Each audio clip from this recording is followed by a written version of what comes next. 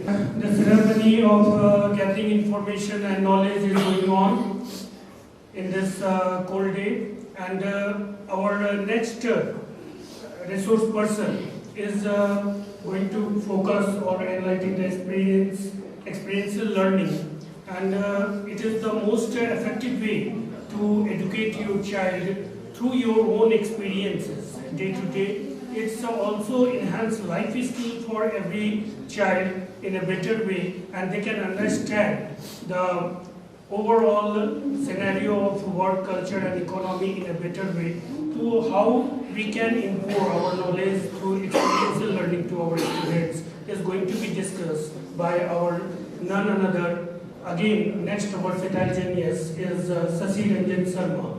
So I would like to welcome Sasi Ranjan Sharma. Thank you, sir.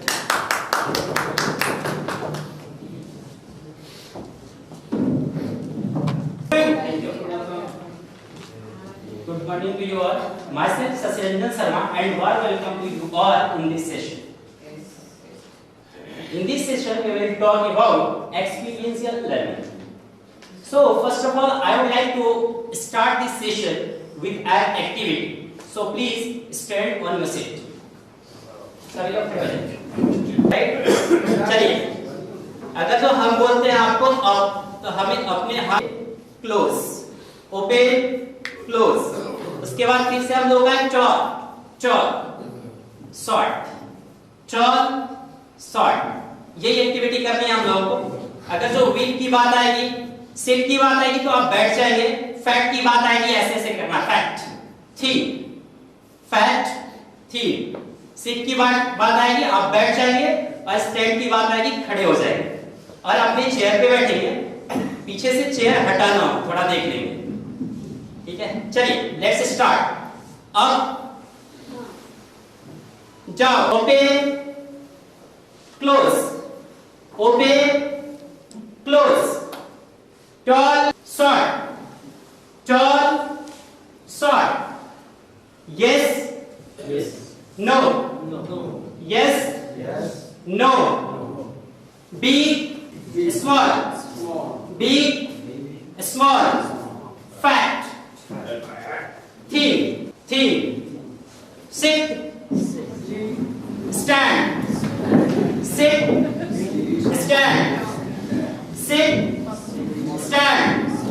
with laugh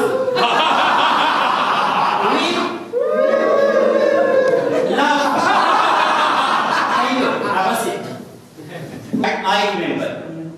Involve me and I learn. Benjamin Franklin ने कहा है कि अगर tell में अगर आप हमें सिखाएंगे एंड आई मे रिमेंबर हो सकता है मैं याद रख सकूं. बट इन्वॉल्व मी अगर आप हमें इन्वॉल्व करते हैं कुछ करने को देते हैं दैट आई लर्न तो मैं सीख पाऊंगा. That is experiential learning. It is totally depend on experiential learning. अगर जो हम कहें कि एक्सपीरियंशियल लर्निंग क्या है तो it means learning by doing. करके सीखना ही हमारा क्या है experiential learning. Are you getting my point? Are you getting my point? So experiential learning is totally based on learning by doing.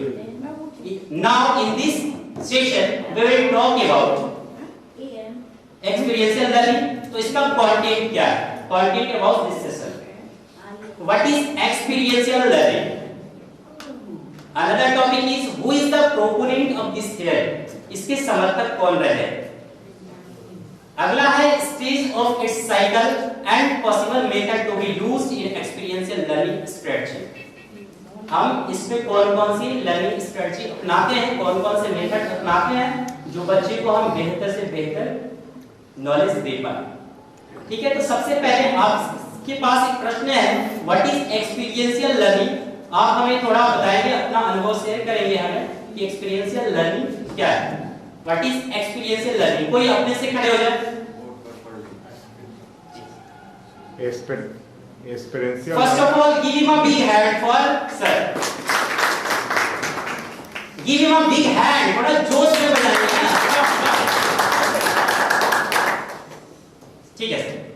what students learn by doing themselves Yes. comes under experiential learning. That's When they utilize their learning, by when they did, this is experiential learning. So far I know. That's good. Have a seat, sir. Next one. For example हो गया, Yes. उसको खोला गया, Right. खोल करके एक दूसरा switch उसको उसी तरीके से लगाया गया और काम करने लगा फैन या बल्ब, तो उसको देख करके जो सीखा गया that is experience. That's good. Next one. Experiential.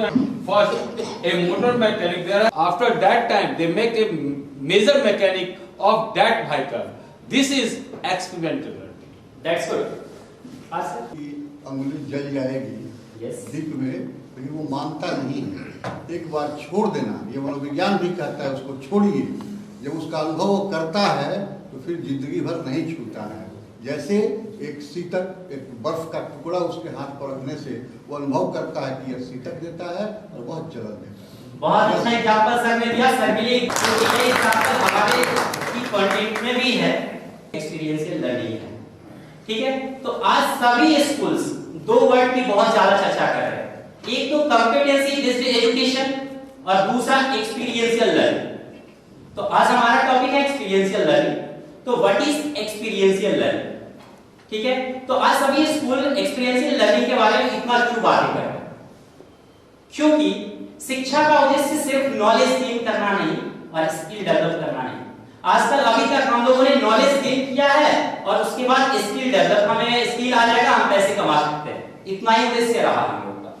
लेकिन आज के बाद अगर तो हमें ये भी हो गया, नॉलेज और स्किल डेवलप करने के साथ साथ हमें अपने बच्चे को इनेबल करना है कि वे अपने लाइफ को, बड़े होकर अपने लाइफ को एक मीनिंगफुल और पर्पसफुल लाइफ स्पेंड कर सकें। ये इंक्लूड हुआ है 2020 एनईपी। ठीक है, तो फॉर एग्जांपल के लिए मैं आपसे पूछता हूं कि आपने जो 10 से 15 साल पहले पढ़ा है, आपने जो 10 से 15 साल पहले पढ़ा है, आपको कितना याद है? जिसका आप यूज बार-बार कर रहे हैं, रोज-रोज कर रहे हैं, तो आपका आंसर आएगा हो सकता है 10%, 5% ही याद होगा। तो इसलिए हमें अपने एजुकेशन सिस्टम में थोड़े से बदलाव की जरूरत है।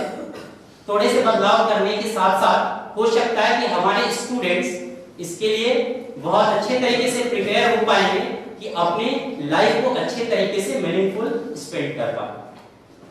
तो एक्सपीरियंशियल लर्निंग क्या है? The process of learning by doing by engaging students. Definition भी है एक्सपीरियंशियल लर्निंग का कि बच्चे क्या करते हैं, खुद उसमें इन्वॉल्व होते हैं और करते हैं। ठीक है, in hands on experience and reflection, वह खुद अनुभव करते हैं और उस पर विचार भी करते हैं।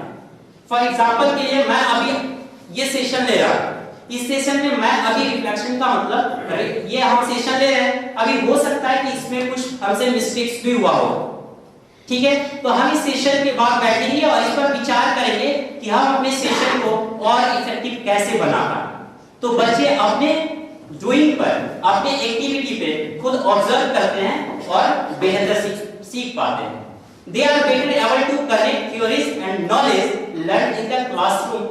जो क्लासरूम में अगर जो करके सीखते हैं किसी थ्योरी पर, अगर जो उन्होंने कोई एक्टिविटी किया उसको बहुत अच्छे तरीके से तो क्लासरूम में सीख लिया उन्होंने, फिर अगर जो लर्निंग बाय डूइंग के मेथड से सीखा है उन्होंने, तो वो क्या करेंगे, फिर अपने रियल लाइफ में भी वो उसका सही यूज कर पाएंगे। That is the experiential learning. ठीक है, इसका क्रिटिकल फैक्टर भी है। क्रिटिकल फैक्टर ये है कि personal reflections about an experience, बच्चे खुद एक्सपीरियंस करते हैं और उस पर विचार करते हैं, अपना अनुभव प्राप्त करते हैं। Formulation of plans to apply learning to other context, और किसी दूसरे संदर्भ में, अन्य संदर्भ में भी सीखने की योजना भी तैयार करते हैं अगर जो वह एक्सपीरियंशियल लर्निंग के थ्रू सीखते हैं। तो आई बात समझ में आप सबको? Okay, now another topic is proponent. इस थियरी के समर्थक कौन कौन रहे? सबसे पहले मैं बता दूं कि यहाँ पे लिखा है डेविड एलन कोल, इनका सबसे पहला नाम है इनका डेविड एलन कोल, पूरा name. David Allen Kolb is best known for his work on the experiential learning. इन्होंने ELT की थ्योरी इन्होंने अपना पब्लिश कराया 1984 करना शुरू किया था 1970 के दशक से इस पर वर्क करना शुरू कर दिया था 1970 में, ठीक है। 1970 में इन्होंने अपना वर्क करना शुरू कर दिया, लेकिन ये बहुत ज्यादा इफेक्टिव प्रभावित हुए, getting his influence from other British theorist. Jean प्याजे यहाँ पर पीरियड लिखा है, जीन प्याजे, Kurt Fleming as well as John Dewey. John Dewey के विचारों से बहुत ज्यादा प्रभावित थे और इन्होंने अपने जो एक्सपेरिमेंट किया था उसको पब्लिश कराया 1984 में। तो यह जो थ्योरी देने का काम किया डेविड एलन कोल्ब ने दिया, ठीक है। इनके साथ में एक और साइंटिस्ट थे, साइंटिस्ट नहीं और थ्योरिस्ट थे जिनका नेम था रॉन फ्राई। अभी सीटेट का एग्जामिनेशन चल रहा है, उसमें पूछा भी गया था, अभी तक हम लोगों ने पढ़ा था इसमें कि इसका समर्थक कौन रहा, इसका प्रोपोनेंट कौन रहे, तो अभी तक हम लोगों ने पढ़ रहे थे डेविड एलन कोल्ब, और उसमें एक क्वेश्चन भी पूछा था सीटेट में कि Ron Fry, David Allen Kolb, ठीक है। ये दोनों ही ऑप्शन साथ में दिए थे, तो बच्चे लोगों को कंफ्यूजन भी हुआ था, लेकिन ये दोनों ही हैं, साथ-साथ में पूछा भी जा सकता है, ठीक है। अब देखिए, और इन्होंने अपना क्या थ्योरी अपनाया जिसके थ्रू ये कॉन्सेप्ट बनाया उन्होंने, एक्सपीरियंशियल लर्निंग। तो बच्चों के व्यवहार में जो परिवर्तन आता है, ठीक है, बच्चों के व्यवहार में परिवर्तन कब आएगा, अगर वो किसी काम को करेंगे, यानी करेंगे, उनके अंदर रचनात्मक गुण आएगा, रचनात्मक प्रॉपर्टी उनके अंदर आएगी, तो उनके बिहेवियर में परिवर्तन होगा। दोनों को मिलाकर के, दोनों कॉन्सेप्ट को, रचनात्मक और व्यवहारवाद को मिलाकर के ये डेविड एलन कोल्ब ने अनुभवात्मक अधिगम का सिद्धांत दिया, ठीक है। और इनका कहना है learning is the process whereby knowledge is created. Learning वह प्रक्रिया है जिसमें अनुभव परिवर्तन के माध्यम से ज्ञान का निर्माण होता है। इनका कहना है कि अनुभव में परिवर्तन होगा तो हमारे अंदर ज्ञान आएगा। अभी सर ने बताया एक एग्जांपल, अगर जो जलते हुए दीपक को कोई बच्चा देखता है, ठीक है, हम उसे बार-बार कहते हैं कि उसे छुएंगे हम तो हम जलेंगे, और वो बार-बार उसे छूने का प्रयत्न भी करता है, फिर भी बच्चा नहीं मानता है। और हम उसको क्या करते हैं, बच्चा नहीं मानता है, कभी ना कभी जाकर के बच्चा कितना देर तक उसको मना सकते हैं, फिर से वो जाकर के कभी ना कभी टच करता है। जब वो टच करता है तब उसे अनुभव होता है कि हमने जो कहा वह सही है, और वह इस अनुभव को एक्सपीरियंस किया, उसको पूरा अनुभव प्राप्त हुआ, और इस बात को वह पूरी जीवन में कभी भूल नहीं सकता है कि हाँ ये हाथ हमारा नहीं जला सकता, इसको हम छुएंगे तो यह हमारा हाथ ही जलाएगा। तो इसको वह करके सीखा, इस बात को उसने अनुभव किया और अपने अंदर ज्ञान का निर्माण किया, according to Allen Kolb. Another proponent रहे इसके कार्ल रोजर्स। इसके कई सारे प्रोपोनेंट थे, यहाँ पर हमने दो ऐड किया है। अनदर प्रोपोनेंट है कार्ल रोजर्स। उनका कहना था experiential learning is equivalent. Experiential learning जो होता है इक्विवेलेंट होता है, बराबर होता है, first equivalent to personal change and growth. Personal change मतलब व्यक्तिगत परिवर्तन और विकास के बराबर होता है जो हमारा होता है अनुभवात्मक अधिगम।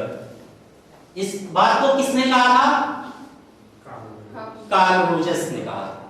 ये भी अनदर प्रोपोनेंट रहे। feels that all human beings have natural propensity। इनका कहना था कि सभी मनुष्यों के पास सीखने का स्वाभाविक गुण होता है। सभी मनुष्यों के पास सीखने का स्वाभाविक गुण होता है। अगर जो हम देख रहे हैं कि ये कैमरा चल रहा है तो इस कैमरा में क्या क्या है, अगर जो हम साइंस के स्टूडेंट हैं तो इसका लेंस होगा, लेंस का फोकल लेंथ क्या होगा, इस सारी चीजों को हमें जानने की कोशिश होगी, और सभी बच्चे अपने अपने फील्ड में जानने की कोशिश करते हैं, ठीक है।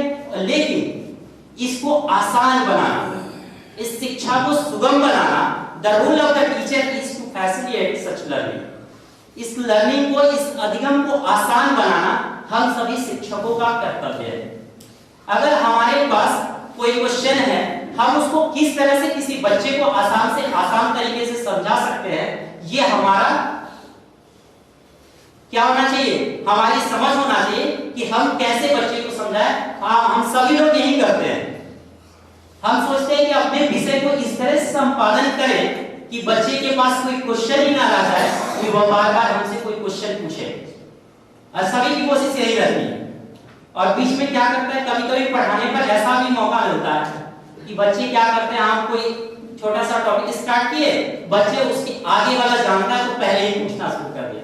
तो हम लोग भी कभी-कभी कहते हैं अरे बाबू शांत हो, बैठ जाओ, अभी हम पढ़ा लेते हैं, हमारा टॉपिक कंप्लीट हो जाए तब तुम पूछना। ठीक है, तो हम सभी शिक्षकों का यही भूमिका भी होगा, आसान से आसान तरीके से किसी भी कॉन्सेप्ट को समझाएं बच्चे। Now another topic is the experiential learning cycle. हम लोगों का अगला जो टॉपिक है वह है एक्सपीरियंशियल लर्निंग साइकिल। इस एक्सपीरियंशियल लर्निंग साइकिल को देने का काम किया था डेविड एलन कोल्ब ने। ठीक है, डेविड एलन कोल्ब ने दिया था, जिसके 4 स्टेजेस हैं। There are 4 stages of experiential learning cycle. पहला स्टेज होता है इसमें कंक्रीट एक्सपीरियंस, दूसरा है रिफ्लेक्टिव ऑब्जर्वेशन, एंड तीसरा है अब्स्ट्रैक्ट कंसेप्चुअलाइजेशन, एंड फोर्थ है एक्टिव एक्सपेरिमेंटेशन। ठीक है, तो अगर जो हम कंक्रीट एक्सपीरियंस की बात करते हैं तो इसमें अगर जो कोई बच्चा है, यह फर्स्ट स्टेज है, और यह स्टेज कहीं से भी स्टार्ट हो सकता है। जब हमारे माइंड में आए तभी से उस पर हम ऑब्जर्व करना शुरू कर सकते हैं और हम सीख सकते हैं। ठीक है, तो पहला है कंक्रीट एक्सपीरियंस। यहां पर क्या करता है, कोई बच्चा अपना काम करना शुरू करता है। ठीक है, हमने कोई एक्टिविटी किया, अभी आपसे हमने एक एक्टिविटी कराया, वर्म अप एक्टिविटी था, जिसमें बच्चे अपोजिट वर्ड भी सीखे। ठीक है, तो इस एक्टिविटी में आपने सोचा होगा, कोई लोग ऐसे गलती भी कर दिए होंगे, तो फिर बाद में अगर जो हम लोग की माइंड डेवलपिंग है तो हम क्या करेंगे कि हम सोचेंगे इस पर कि हमने अभी क्या गलती किया। फिर से हमने जो गलती किया, ये क्या है, हमारा सेकंड स्टेज है रिफ्लेक्टिव ऑब्जर्वेशन। अपने अनुभव पर विचार किया, बच्चा ने कोई एक्टिविटी में पार्टिसिपेट किया, दैट इज कंक्रीट एक्सपीरियंस। वहां पर कोई एक्टिविटी उसने किया, उसके बाद अगर वो एक्टिविटी करने के बाद बच्चा इस कॉन्सेप्ट को अप्लाई करता है, अब वह बैठ करके उसको सोचता है कि हम इसको और बेहतर कैसे बना सकते हैं, हम इसको और बेहतर कैसे बना सकते हैं। अपने एक्टिविटी में रिव्यू करेगा, वह देखेगा कि हम इसको और बेहतर कैसे बनाएं। हो सकता है उसका गलत भी एक्सपीरियंस रहा हो और सही भी एक्सपीरियंस रहा हो फर्स्ट स्टेज में। तो हम दोनों से ही सीखते हैं, गलत से भी सीखते हैं और सही से भी सीखते हैं, लेकिन हमें पॉजिटिव रहने की जरूरत है। ठीक है, तो दूसरा में क्या किया, उसने अपने एक्टिविटी पे ऑब्जर्व किया, ऑब्जर्व करने के बाद उसने सोचा कि हम इसको और बेहतर कर सकते हैं। तो क्या क्या उसने गलती की, क्या क्या मिस्टेक किया और बेहतर कैसे बना सकता है, इस बात को उसने सोचा। दूसरे स्टेज में रिफ्लेक्टिव ऑब्जर्वेशन। थर्ड स्टेप आते हैं हम लोग अब्स्ट्रैक्ट कंसेप्चुअलाइजेशन। यहां पर बच्चा क्या करेगा, जो उसने रिव्यू किया है, देखा है कि हम मिस्टेक्स को इंप्रूव कर सकते हैं, तो इस स्टेज में वह कॉन्सेप्ट बनाएगा, कॉन्सेप्ट बिल्ड करेगा अपना, कि अब हम अगली बार इस एक्टिविटी को करेंगे या किसी भी एक्टिविटी को करेंगे तो उसमें अपना कॉन्सेप्ट लगाएंगे और बेहतर लर्निंग करेंगे। ठीक है, बच्चा थर्ड स्टेज में आता है अब्स्ट्रैक्ट कंसेप्चुअलाइजेशन, जहां पर वह क्या करता है, आगे के प्रोसेस के लिए अपना कॉन्सेप्ट बिल्ड करता है। फिर कॉन्सेप्ट बिल्ड कर लिया थर्ड स्टेज में अब्स्ट्रैक्ट कंसेप्चुअलाइजेशन में, अब उसकी बारी आती है एक्टिव एक्सपेरिमेंटेशन। अब उसी बात को या किसी दूसरी एक्टिविटी को करना शुरू करता है और वहां पर अपना कॉन्सेप्ट अप्लाई करता है। That is the fourth stage of experiential learning cycle which is known as active experimentation. ठीक है, फॉर एग्जांपल के लिए अगर जो हम लेते हैं, अभी हम ये सेशन ले रहे हैं, ठीक है, अभी हम ये सेशन ले रहे हैं, हमारा ये क्या है, कंक्रीट एक्सपीरियंस हम ले रहे हैं। इसके बाद हमारा सेशन एंड होगा, हम बैठेंगे, फिर हम सोचेंगे, इस पर विचार करेंगे कि हमने क्या क्या और बेहतर कैसे कर सकते थे, इस एक्टिविटी को भी ऐड कर सकते थे, ऐसे एक्सप्रेशन दे सकते थे। ठीक है, तो ये हमारा रिफ्लेक्टिव ऑब्जर्वेशन। अब हमने इसके बारे में सोच लिया कि हम ये ऐसे ऐसे कर सकते थे, अब फिर बैठेंगे हम, फिर अपना नेक्स्ट स्टेप अप्लाई करेंगे अब्स्ट्रैक्ट कंसेप्चुअलाइजेशन। हम कुछ नोट करेंगे, अब इस बार हमको ऐसे ऐसे करना है, हमारा कॉन्सेप्ट बन गया, इस तरह से एक्टिविटी कराएंगे, इस तरह से ये चीजें कराएंगे। और फोर्थ स्टेज में फिर अगर नेक्स्ट सेशन में आते हैं तो उसको अप्लाई करते हैं, that is the fourth stage, active experimentation. ठीक है, are you getting my point? Next topic is methods to be used in experiential learning structure. कौन कौन सा वो मेथड है जिसमें हम क्या करेंगे कि बच्चे को एक्सपीरियंशियल लर्निंग देने के लिए वो मेथड हम यूज करेंगे, ठीक है। तो वो कौन कौन सा मेथड है? तो सबसे पहला मेथड हम लोगों के पास है फील्ड ट्रिप्स, दूसरा मेथड है कंडक्टिंग एक्सपेरिमेंट्स, तीसरा मेथड है सिमुलेशन। सिमुलेशंस मतलब कॉपी करना, अनुकरण करना। अभी हम यहाँ पर कर रहे थे और आप लोग हमारी कॉपी कर रहे थे, दैट इज सिमुलेशंस। लेकिन इसका बड़ा कॉन्सेप्ट होता है, अभी सीखेंगे हम लोग। नैरेटिव्स होता है, ठीक है। नैरेटिव्स में कहानी कविताओं को पढ़ने का तरीका, बच्चों को कैसे पढ़ाया जाए ये सीखना पड़ता है। गेम्स होता है, सर्वे होता है। अभी आपके पास एक फीडबैक फॉर्म भी मिला होगा, उसमें फीडबैक, अभी हमारे लिए फीडबैक भी भरेंगे आप, हमको पता है क्या भरेंगे आप लोग, गुड, बैड, एक्सीलेंट, ये सारे फीडबैक्स भी हैं, ठीक है। यही हमारा होता है सर्वे। बच्चे भी सर्वे करते हैं। सर्वे करने से बच्चों में के अंदर एक बिल्ड होता है क्या, तो वो अपना डिसीजन खुद ले सकते हैं, डिसीजन मेकिंग। वह जान जाएंगे कि हमारे लिए क्या सही है क्या गलत है, तो अपने लिए डिसीजन मेकिंग भी उनमें आ जाएगा। रोल प्ले, रोल प्ले के लिए भी देखेंगे। अब हम अभी यहाँ पर रोल प्ले कर रहे हैं, किस चीज का रोल प्ले कर रहे हैं जी? रिसोर्स पर्सन का। तो यह भी एक रोल प्ले ही है। और स्टोरी के लिए, स्टोरी के लिए वन बाय वन इन सभी के कॉन्सेप्ट को देखेंगे। इसके अलावा और भी है, लेकिन ये मेनली यूज करते हैं हम लोग क्लासरूम में, इसलिए इतना हम लोग जानेंगे, ठीक है। तो सबसे पहले बात करते हैं हम लोग फील्ड ट्रिप का। What is field trip? थोड़ा इसको बैक कर दीजिए, वही फील्ड ट्रिप, ठीक है। हाँ, अभी आप थोड़ा सा हमें बताएंगे फील्ड ट्रिप का मतलब क्या होता है? What do you mean by field trip? कोई अपने से बताए। फील्ड में जाकर के शैक्षिक जो सरकार के द्वारा भी योजना जो चलती है, चला रही है, बच्चों को कोई ऐतिहासिक प्लेस दिखाना, वही फील्ड ट्रिप। ठीक, सर की कहने के अनुसार सरकार A learning process outside the classroom. Outside the classroom, Yeah. यानी बच्चों को वास्तविक चीजों से रूबरू कर सकते हैं उसको। यस, प्रत्यक्षीकरण। ट्रिप में नालंदा विश्वविद्यालय का फोटो हम लोग देखते थे किसी किताब में, 5वीं 6वीं किताब में एक स्तूप सा बना होता था, और सुनते थे नालंदा विश्वविद्यालय बहुत बड़ा था, 500 गांव से चंदा आता था, ऐसा ऐसा। लेकिन होता था यार इतने में चलता कैसे होगा नालंदा विश्वविद्यालय। लेकिन जब जाके देखा गया, अभी थोड़ा सा खुदाई हुआ है, पूरा तो पता नहीं कहा गया, जो देखने के बाद अच्छा ऐसा है नालंदा विश्वविद्यालय, ऐसा विशाल। तो देखने के बाद पढ़ने में और मजा आया, और पढ़ाने में बच्चों को भी ज्यादा समझ में आया। That's good. चलिए अब हम लोग बात करते हैं, लाइए आप है and plan by a teacher to correlate with the regular classroom instruction program, ठीक है। अभी सर बताया हमको कि गवर्नमेंट की योजना के अनुसार नहीं, यह जो होता है शिक्षक के द्वारा, तभी हम लोग इसको करेंगे। हम अपनी सुविधा के अनुसार खुद इस प्रोग्राम को आयोजित करेंगे, टीचर के अनुसार आयोजित किया जाएगा, ठीक है। अभी हमारे स्कूल में गवर्नमेंट कोई फंड नहीं दे रही, फिर भी हम प्रोवाइड कराते हैं एजुकेशनल टूर के रूप में, दे सकते हैं। अभी वहाँ फोटो भी अपने ही स्कूल का लगा हुआ भी है, ठीक है, आप देख सकते हैं, ठीक है। भ्रमण को विद्यालय समय के दौरान आयोजित शैक्षणिक अनुभव के रूप में परिभाषित किया गया है, ठीक है।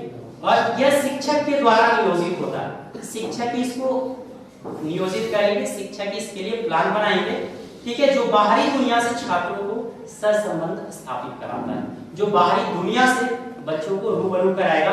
जैसे कि फॉर एग्जांपल के लिए अगर जो हम लाइब्रेरी पढ़ा रहे हैं, अब इसके पहले वाले सेशन में लाइब्रेरी चला, लाइब्रेरी हम पढ़ा रहे हैं, तो बच्चे को हो सकता है कि पटना के खुदावस्त लाइब्रेरी का विजिट कराएं, कोलकाता की लाइब्रेरी को विजिट कराएं, तो लाइब्रेरी वहां पर बच्चे जाकर के कुछ ज्यादा ही सीख पाएंगे, उस लाइब्रेरी की कंप्लीट उद्देश्य पर्पस को भी जान पाएंगे, ठीक है। फिर से इसमें हो क्या सकता है, अगर जो can be a brief observational activity और लॉन्ग मोर सस्टेन इन्वेस्टिगेशन और प्रोजेक्ट, इसमें बच्चे को हम क्या करना होगा, हो सकता है कि छोटा सा कोई ऑब्जर्वेशनल वर्क भी दे सकते हैं, और कोई लॉन्ग एक्टिविटी भी दे सकते हैं, या प्रोजेक्ट वर्क भी दिया जा सकता है, ठीक है, जिस पर बच्चे वर्क करेंगे, ठीक है। तो आगे देखते हैं हम लोग इट्स पर्पस। इस फील्ड ट्रिप का पर्पस क्या है, अगर तो इसको समझे तो इसकी एडवांटेजेस को भी समझ सकते हैं, ये भी समझ, ठीक है। फील्ड ट्रिप का पर्पस क्या है, तो पर्पस है offer an opportunity for the students to get exposure to real people and events. वास्तविक घटनाओं से, वास्तविक लोगों से, वास्तविकता से परिचय कराने का अवसर प्रदान किया जाता है स्टूडेंट्स को। अगला है providing first hand experience to the students. इसमें छात्रों को वास्तविक अनुभव प्रदान होता है, रियल अनुभव प्रदान करता है, जाकर के सीखता है। नालंदा यूनिवर्सिटी को ही देखना है, वहां जाकर के बच्चे सीखेंगे, ठीक है। वहां पर जाकर के कुछ हो सकता है जो बुक में जानकारी दी गई है उससे ज्यादा ही वो सीख पाए। It helps to motivate student. इससे की वजह से अगर जो हम कहें कि हम टूर पे ले जाने वाले, ठीक है, तो बच्चों के अंदर एक अलग ही तरह का उत्साह भर जाता है, हमें जाना। अभी कभी कभी तो क्या होता है कि हम लोग के स्कूल में भी फील्ड ट्रिप ऑर्गेनाइज किया गया था, तो कभी कभी तो पेरेंट्स लोग जाने ही नहीं देते, बच्चे उसके लिए रोने भी लगते, ठीक है। तो इसमें क्या होता है, giving meaning to learning and their relationship, यह अध्ययन तथा संबंधों को वास्तविक अर्थ प्रदान करता है। यानी हम उस बच्चे को रिलेट कर पाते हैं कि हम पढ़ क्यों रहे हैं, ठीक है। अभी तक हम लोग पहले से अगर जो a+b होल स्क्वायर पढ़े हैं हमने, तो हम क्या करते हैं उसका रियल लाइफ में हम यूज ही नहीं कर पाते। लेकिन अगर जो बच्चे को रियल इवेंट्स दिखाया जाए, रियल चीज दिखाया जाए, तो वह उसकी वास्तविकता को समझ पाएंगे और उसका अपने लाइफ में यूज कर पाएंगे और वो दूसरे को भी प्रचार कर पाएंगे, बताएंगे दूसरे को। It is helpful to develop observational skill among students. इससे छात्रों में पर्यवेक्षण तथा अवलोकन की कौशल का विकास होता है। पर्यवेक्षण, ऑब्जर्व करने का कौशल जो उनके पास आ जाएगा, वह अवलोकन कर सकते हैं कि यह माइक है तो यह हमारे लिए सही है, गलत है, इससे ज्यादा साउंड फैलाएंगे तो ध्वनि प्रदूषण भी होगा। उनके पास ऑब्जर्वेशनल स्किल भी आएगा, ठीक है। हमें कैसे बोलना है, ये सारी चीजें वो सीख पाए, ठीक है। और यही होता है फील्ड ट्रिप का मेन ध्यान। It is helpful to personal and social development of the students. यह व्यक्तिगत और व्यवहारिक विकास के लिए बहुत सहायक होता है। अगर जो मान लीजिए कि हम जाते हैं किसी लाइब्रेरी में, तो सोशल स्किल्स से डेवलप होता है। लाइब्रेरी में जाएंगे तो वहां लाइब्रेरी की गेट पर कोई होंगे, एंट्री करने के लिए हो सकता है पास मांगे, टिकट्स मांगे, हमें कोई बुक्स देखने हैं तो बुक्स ऑब्जर्व करने वाला, बुक्स को देखने वाला, उनसे पूछना पड़ेगा हमें, ठीक है, कि हमें ये बुक्स की जरूरत है, कहाँ मिलेगी। तो ये क्या होता है, एक दूसरे से संवाद करते हैं और अच्छे तरीके से इंटर रिलेशनशिप बनता है लोगों से और रियल चीजों से, ठीक है। डायरेक्ट संवाद कर पाते हैं किसी लोगों से भी और वास्तविकता को जान पाते हैं। Provide opportunity to make connection with others. दूसरों से कैसे जुड़ा रहा जाए ये भी वह सीख पाते हैं आसानी से। तो यही है हम लोगों का, but how to do it. यह फील्ड ट्रिप है तो इसको कैसे किया जाए, हाउ टू डू इट। देखिए, be clear about what field trip will accomplish. यह तो सबसे पहले क्लियर होना चाहिए, बच्चों को भी पता होना चाहिए कि हम फील्ड ट्रिप में जा रहे हैं तो किस क्षेत्र में हमारी यात्रा जो होगी संपन्न होगी, कहां पर हमारा फील्ड ट्रिप खत्म हो जाएगा, हमें वहां से निकलना है। और प्रिपेयर स्टूडेंट्स फॉर लर्निंग। इस फील्ड ट्रिप का बहुत फायदा भी उठाते हैं स्टूडेंट्स।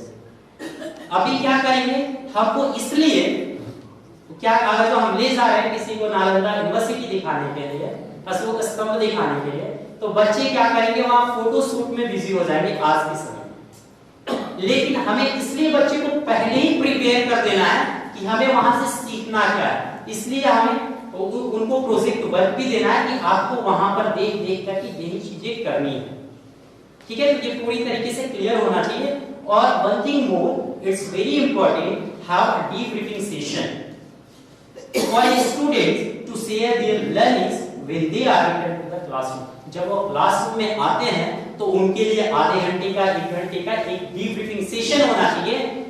वह अपने जूनियर्स को या जो बच्चे फील्ड ट्रिप में नहीं गए हैं, अपनी लर्निंग्स को वह दूसरों के साथ शेयर कर पाए। ये मोस्ट इंपॉर्टेंट है, नहीं तो हमारा फील्ड ट्रिप का कोई बेनिफिट नहीं रह जाएगा। और उनसे क्या हो जाएगा कि अगर जो बच्चे नहीं गए हैं, हमारे जूनियर्स नहीं गए हैं, तो वो इस बात से मोटिवेट होंगे, ज्यादा ही मोटिवेट होंगे कि हमें भी कभी जाने का मौका मिलेगा।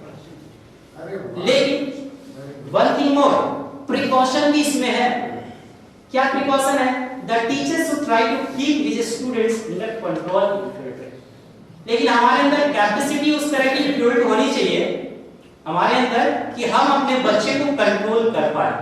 अगर जो क्लास में ही बच्चे कंट्रोल रहते हैं तो भी बहुत अच्छा, अगर जो क्लास में कंट्रोल्ड है तो हो सकता है कोई जरूरी नहीं कि वह ग्राउंड में हमारे बच्चे हमसे कंट्रोल रहेंगे। इसके लिए हम पूरी तरीके से कमर कसनी होगी, ठीक है, तब यह फील्ड ट्रिप हम सही तरीके से कंडक्ट करा पाएंगे बच्चों के अंदर। That is all about field trip. Another topic है हम लोगों का कंडक्टिंग एक्सपेरिमेंट। हम तो सोचे थे कंडक्टिंग एक्सपेरिमेंट में कुछ एक्सपेरिमेंट भी कराए, लेकिन उतनी तैयारी हमारी नहीं हो पाई है। लेकिन जो कंडक्टिंग एक्सपेरिमेंट होता है इट इज साइंटिफिक मेथड। यह क्या होता है? पूरी तरीके से साइंटिफिक मेथड होता है with concern with experimental procedures. बच्चे लोगों को क्या करना होता है? यह भी लर्निंग बाय डूइंग का ही कांसेप्ट है, ठीक है, जिसमें बच्चे क्या करेंगे? कोई ना कोई एक्टिविटी करेंगे और वहां से सीख पाएंगे बेहतर तरीके से। इसमें क्या है? In this method the experiment and research take place in the special laboratory under artificial control condition. इसके लिए हमें क्या करना होता है? बच्चों के लिए एक स्पेशल लैबोरेटरी होती है कंट्रोल कंडीशन में। अगर टेम्परेचर भी कंट्रोल करने की जरूरत हो तो उस लैबोरेटरी का टेम्परेचर भी जिस तरह का हमें टेम्परेचर चाहिए, मतलब वेल मेंटेन्ड एक लैबोरेटरी चाहिए जिसमें हम बच्चे को एक्सपेरिमेंट करा पाए, ठीक है।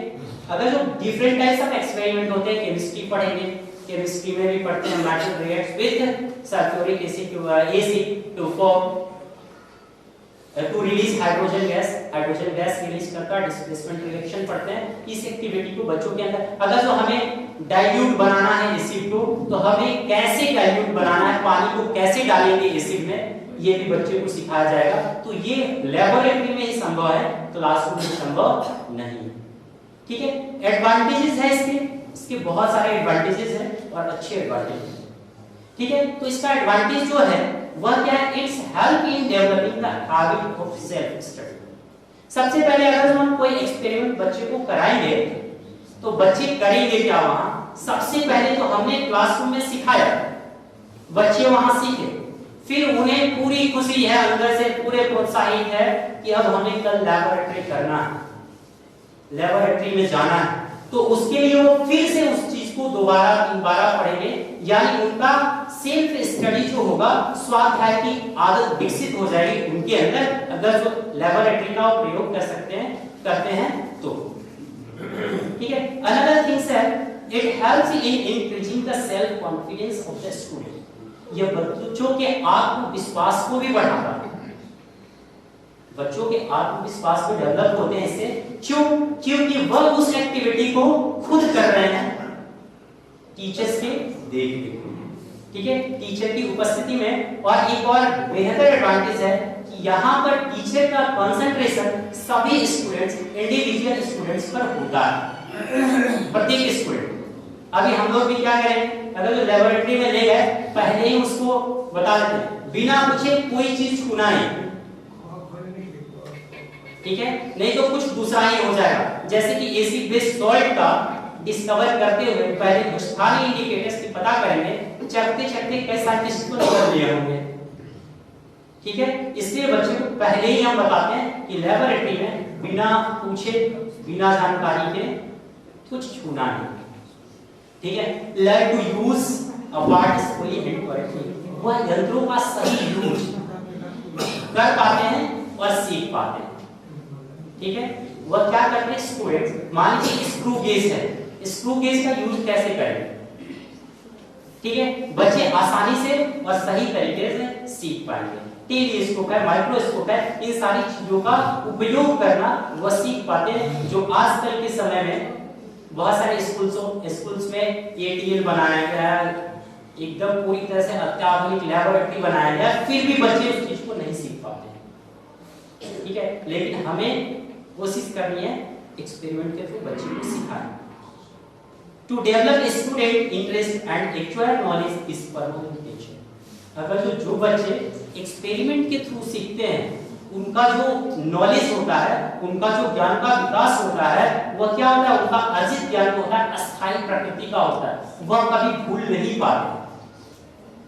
यह बच्चों के लिए बेनिफिट है, वह लॉन्ग टर्म तक उनको मेमोराइज रहेगा, याद रहेगा। Another thing, all sense organs are active in this method. इस मेथड में सभी ज्ञानेंद्रिय सक्रिय रखना पड़ता है स्टूडेंट्स को और साथ साथ टीचर को।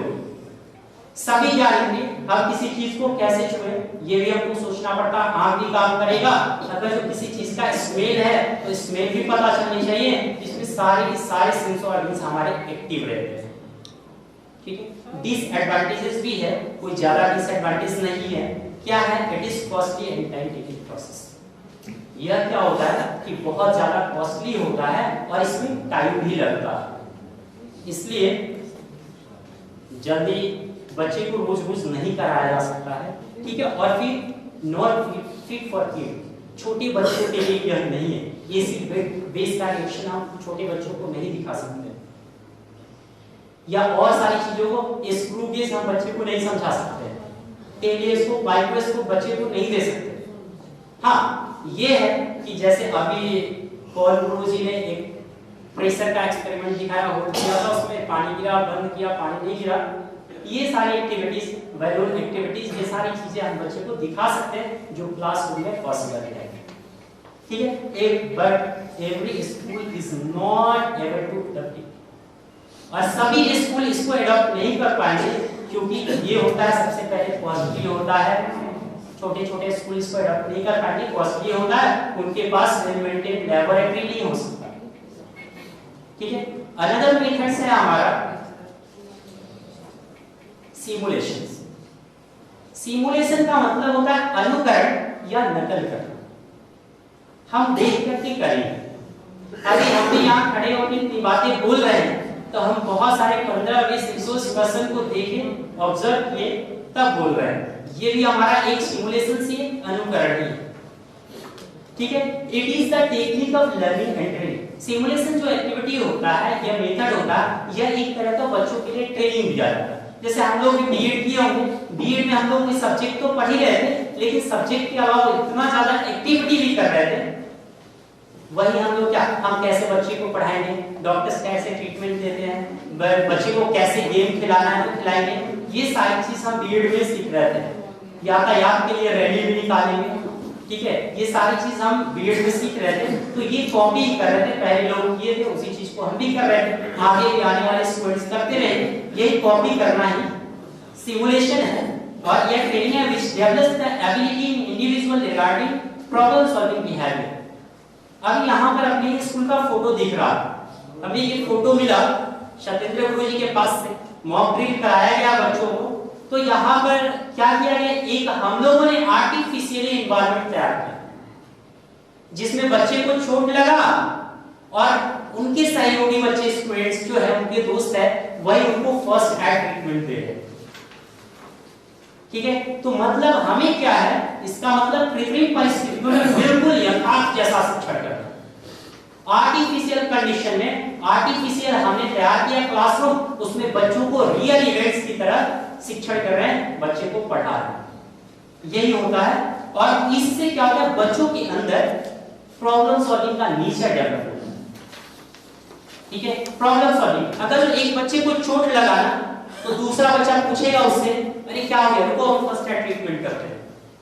अगर जो एक क्वेश्चन मेरे से नहीं बन रहा है, तो ये उनमें डेवलपमेंट आएगी, बिहेवियर में चेंज होगा, प्रॉब्लम सॉल्विंग करेंगे वो। अगर जो हमें क्वेश्चन नहीं आ रहा है, तो बगल वाला पूछेगा, बोलो कौन सा क्वेश्चन है, हम सॉल्व करेंगे। तो ये भी बच्चों में डेवलप करना बहुत ही जरूरी है।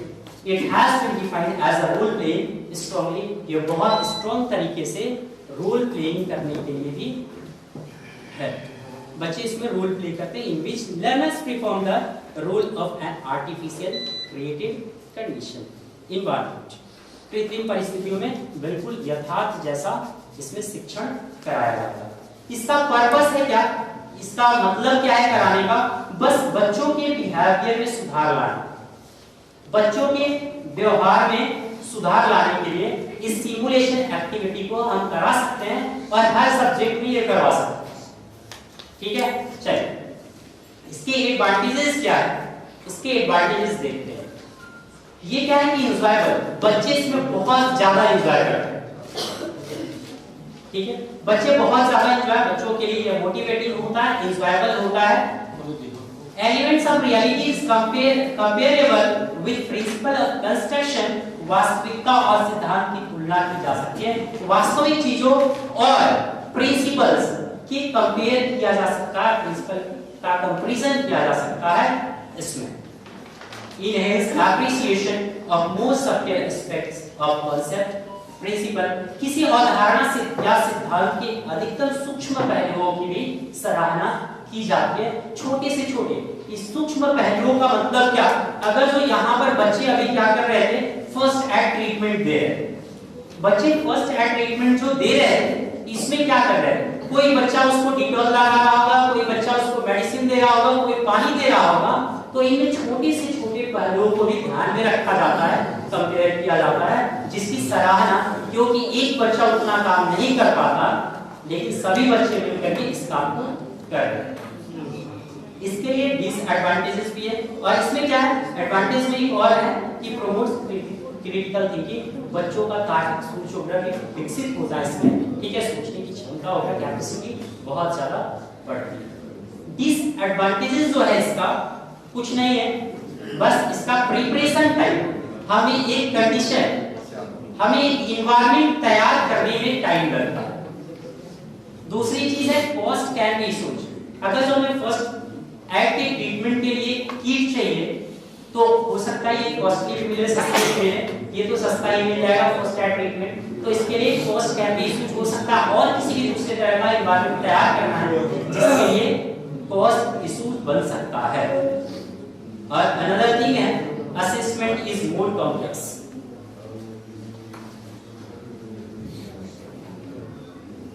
Assessment is more complex than some traditional methods. इसमें असेसमेंट जो होता है समान पारंपरिक विधियों की तुलना में इसका मूल्यांकन जटिल होता है।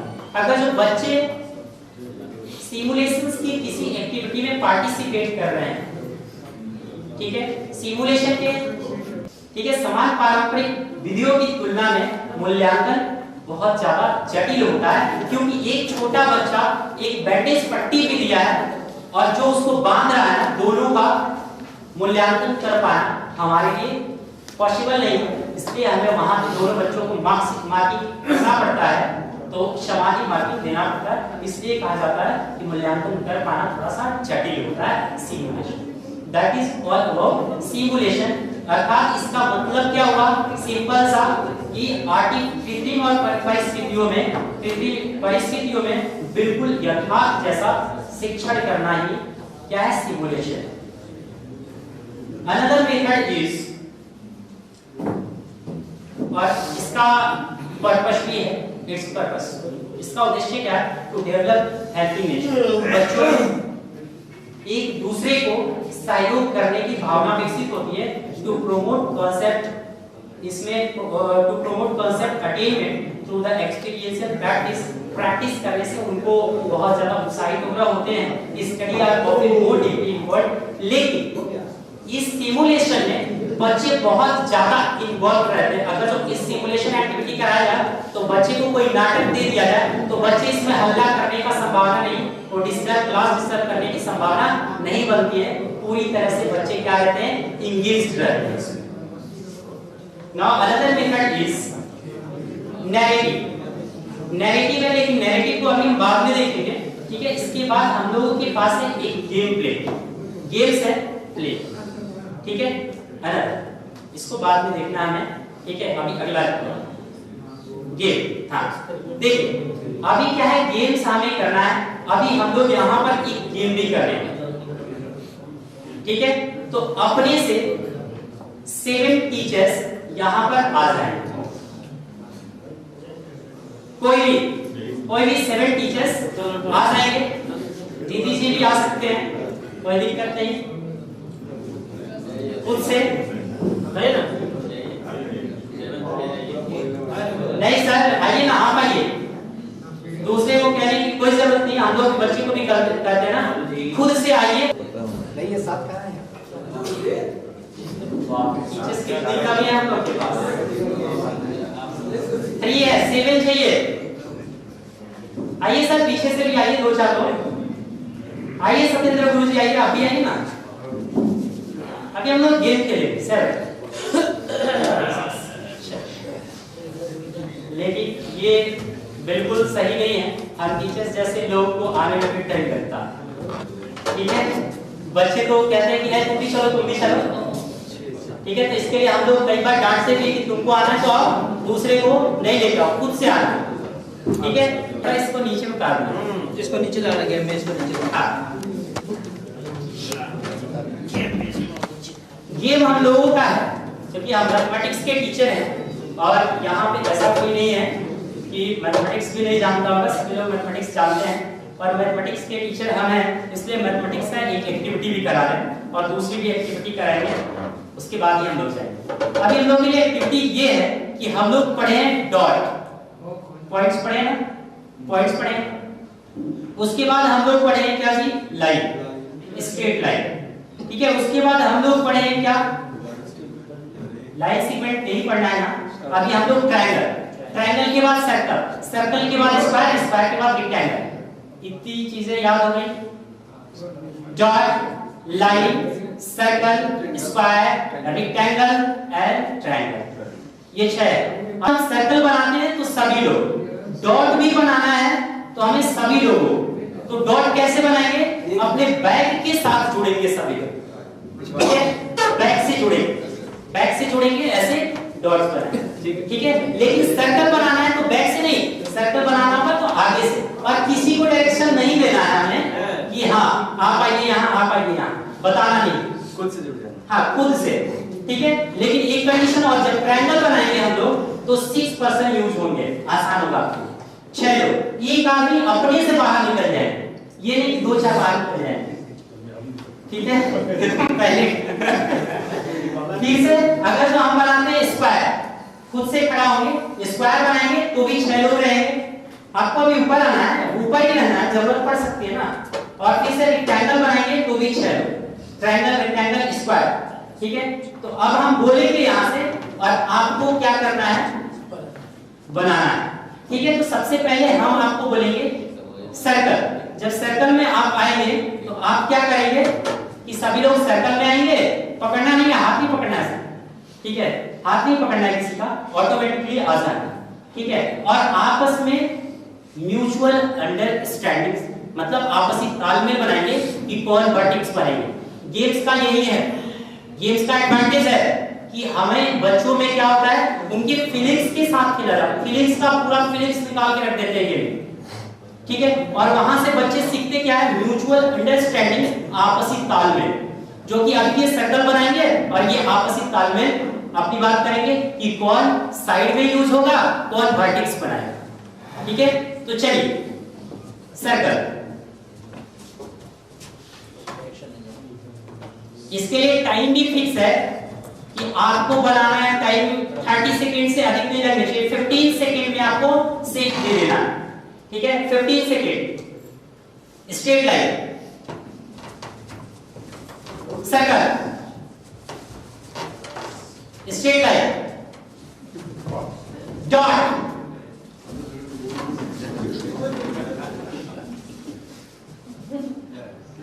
देखिए सर्कल, ये डेमो था सर्कल। अब आप आपसी तालमेल बनाइए, म्यूचुअल अंडरस्टैंडिंग, समझेंगे सभी लोग कि कौन वर्टेक्स पे जाएगा, कौन साइड के बीच में लगेगा, ये सब आपस में राय कर लीजिए। 30 सेकंड्स आपके पास टाइम है, कौन बाहर निकलेंगे, ये भी स्ट्रेट लाइन हो गया। चलिए सर्कल, डॉट, बाहर निकल गया सर, बाहर निकल गया, डॉट है,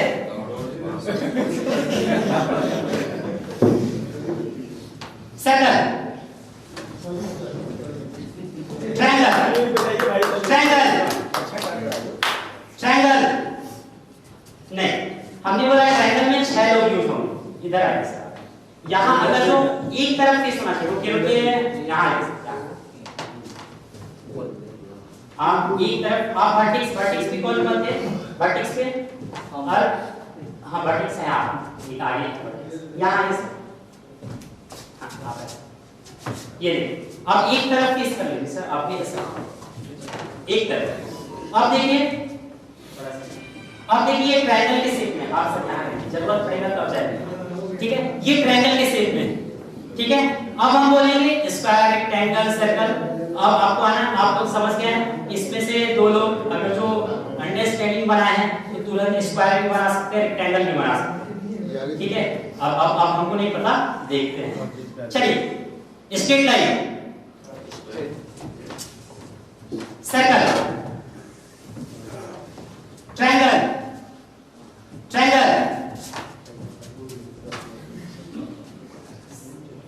स्क्वायर। एक स्टेप थोड़ा आगे बढ़ जाते, पीछे वाले लोग सही थे, एक स्टेप आगे बढ़ जाते।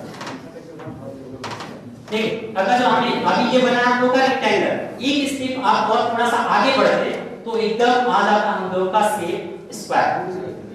एक स्टेप और अगर जो हम लोग थोड़ा सा पीछे हो जाएंगे, तीनों आगे वाले ही, तो बन जाएगा हम लोग का क्या, रेक्टेंगल।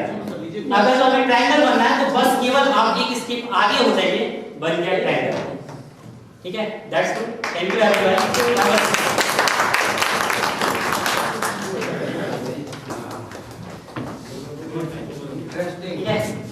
और एक गेम है मेरे पास जिसमें हमें दूसरे टीचर्स आएंगे 5 लोग और उधर से दीदी जी 5 लोग हैं। अभी हम बोलेंगे, ठीक है, ये 4 लोगों के लिए 2 क्लास है, ठीक है, 4 लोग। हाँ। और ये क्लास है, वहां से 2 और यहाँ से 2 आपस में बड़ा समझ दिखाएगा, ठीक है। हाथ से पकड़ सके ग्लास को, ठीक है, हाथ से। हाँ मिठाई का बीजे लेना नहीं है, अब हम बोलेंगे, यहाँ पर बोलेंगे हेड, तो आप लोग अपना हाथ हेड पे रखेंगे। हम बोलेंगे शोल्डर, तो कंधे पे रखेंगे। हम बोलेंगे नी, घुटने पे रखेंगे। फुट बोलेंगे तो पैर पे, ठीक है। और उसके बाद जब हम ग्लास बोलेंगे तो ग्लास ले लेना। अब ये देखना है, हाँ उसी का ग्लास हो जाएगा, कौन पहले उठाता है, ठीक है। हेड, शोल्डर, नी, फुट, हेड। और थोड़ा पीछे रहिए सर, आप सेकंड और पीछे जाइए, गिलास में ध्यान है। नी, शोल्डर, वेस्ट, कमर, नी, फुट, शोल्डर, हेड, नी, वेस्ट, ग्लास।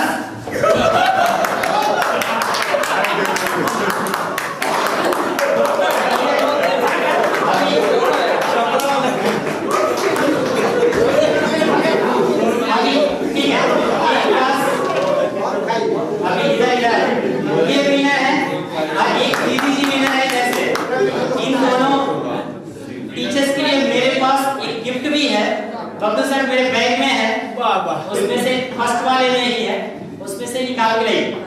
फर्स्ट वाले में दोनों के लिए गिफ्ट है, आज के प्रधानाचार्य जी से दिलवाना चाहेंगे, ठीक है। Give him a big hand. आइए सर आप भी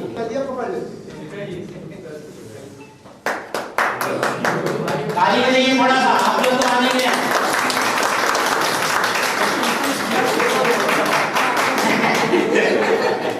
अब एक आदमी खुद से हार गए तो पर आपने थैंक यू एवरीवन।